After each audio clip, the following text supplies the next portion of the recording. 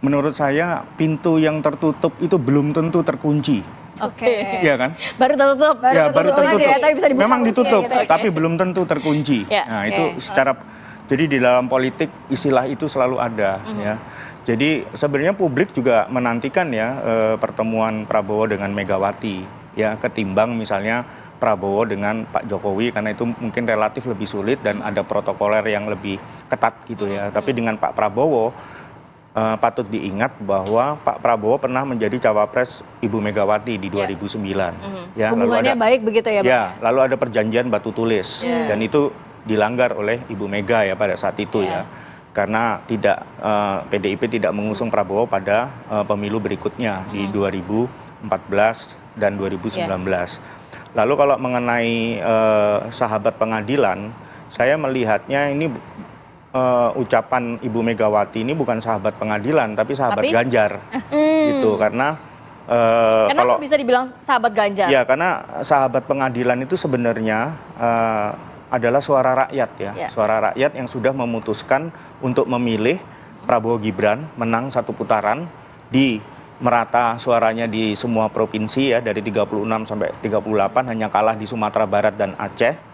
Itu membuktikan bahwa itulah sahabat pengadilan. Jadi MK ini kan tadi dibilang oleh Bang Habib itu ya hanya sebenarnya fokus kepada PHPU ya, proses perselisihan hasil suara, bukan pelanggaran seperti bansos dan lain sebagainya, itu ranahnya Bawaslu.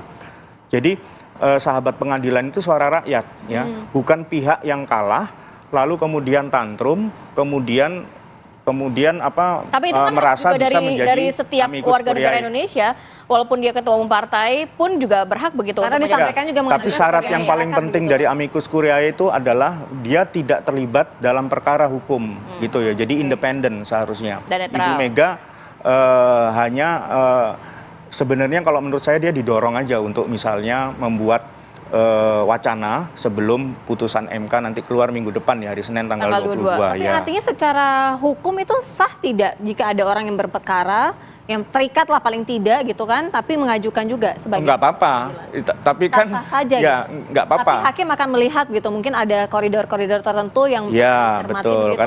karena hakim-hakim di Mahkamah Konstitusi itu kan harus independen dia, dan dia harus secara faktual melihat persoalan perselisihan hasil pemilu.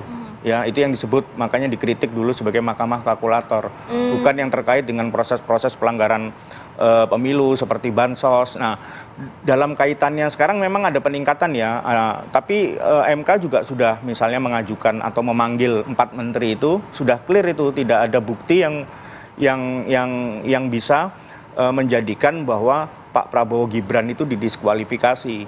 Contohnya pemilu di luar negeri itu 63,7% ya, itu Prabowo menang di situ dengan Gibran ya, tidak ada bansos, tidak ada juga keterlibatan aparat gitu ya. Bang Igor.